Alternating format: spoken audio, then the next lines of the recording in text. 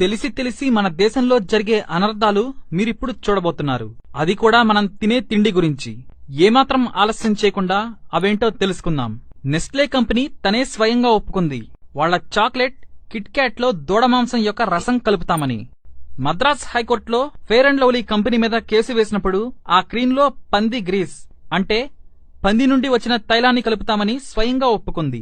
మనం జలుబు వస్తే వాడే విక్స్ పేరున ఉన్న మందులను యూరప్ లోని అనేక దేశాలలో బ్యాన్ చేశారు.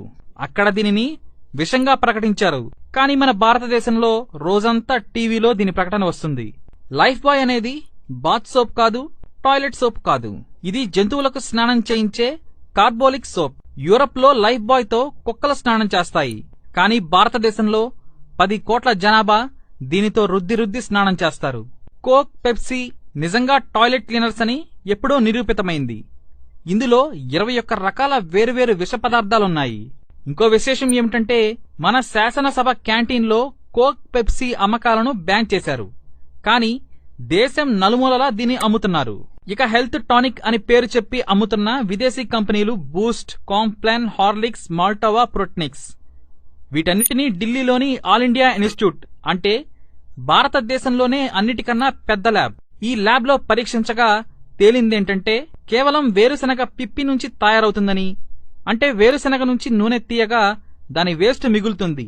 దానిని గ్రామాలలో పశువులు తింటాయి. దానితో ఈ హెల్త్ టానిక్లు తయారవుతాయి. మరో విశేషం, అమితాబ్ బచ్చన్ కు ఆపరేషన్ అయింది. అది 10 గంటలు జరిగింది. అప్పుడు డాక్టర్లు ఆయన పెద్ద పేగుని కట్ చేసి తీసేశారు.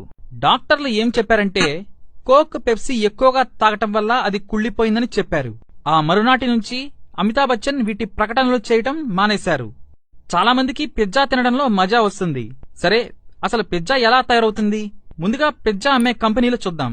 Pizza Hut, Domino's, KFC, McDonald's, Pizza Corner, Papa John's Pizza, California Pizza Kitchen. ఈ కంపెనీలన్నీ అమెరికావి. మీరు కావాలంటే ఒకసారి చెక్ చేయండి. ఇక పిజ్జాలో టేస్ట్ కోసం E631 ఫ్లేవర్ ఎన్హాన్సర్ దీన్ని కలుపుతారు. అది పంది మాంసం నుంచి తయారవుతుంది. మీరు ఒకసారి గూగుల్లో చూడండి, మీకే తెలుస్తుంది. ఇక మనం తినే పదార్థాలు, తాగే పదార్థాలపైన, ఆ ప్యాకెట్లపైన ఈ కోడ్స్ ఉంటే వాటిలో ఈ పదార్థాలు కలుస్తాయి. అవేంటో చూద్దాం. E322 ఆవు మాంసం, E422 ఆల్కహాల్ కు సంబంధించిన రసాయనాలు, E442 ఆల్కహాల్ తత్వం కెమికల్స్, E471 ఆవు మాంసం ఆల్కహాలు, E476 ఆల్కహాల్, E481 ఆవు ప్లస్ పంది మాంసం మిక్స్, E627 ప్రాణాంతకమైన కెమికల్స్, E472